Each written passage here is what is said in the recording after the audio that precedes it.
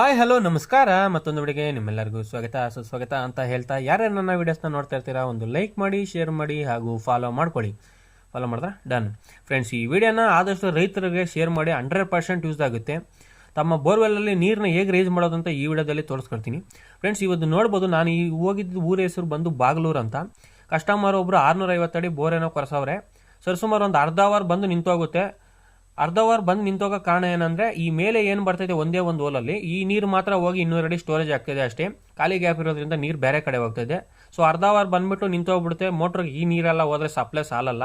So ನಾನು ಹೇಳಿದೆ, ಅಣ್ಣ ಇಲ್ಲಿ ಸರಿಗ ಒಂದು 4 ಇಂದ 6 ಹೋಲ್ ಮಾಡ್ಕೊಳ್ಳಿ ಸಾಕು, ನಿಮಗೆ 1.5 ಇಂಚ್ ನೀರು ಖಂಡಿತ ಬರುತ್ತೆ ಅಂತ ಹೇಳಿದೆ.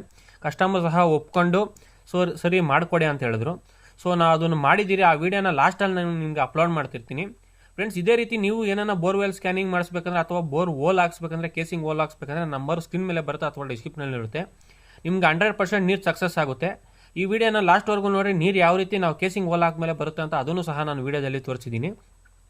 ಅರ್ಧ ಅವರ್ ಬಂದು ನಿಂತೋಗ್ತಾ ಇದ್ದಿದ್ದು ನೀರು ಇವಾಗ ಕಂಟಿನ್ಯೂಸ್ ಆಗಿ 1.5 ಇಂಚ್ ನೀರು ಅವ್ರಿಗೆ ಆರಾಮಾಗಿ ಬರ್ತದೆ ಅಂತೆ. ಫ್ರೆಂಡ್ಸ್, ಕಸ್ಟಮರ್ ಅಂತೂ ತುಂಬಾನೇ ಖುಷಿ ಪಟ್ಟರು. ನಾವು ಕೆಲಸನೂ ಸಹ ಅಷ್ಟೇ ನೀಟಾಗಿ ಮಾಡ್ಕೊಟ್ಟಿದ್ದೀವಿ. ನೋಡ್ಬೋದು, ಇದು ಕೇಸಿಂಗ್ ಲಾಸ್ಟ್ ಆಗಿರೋದು.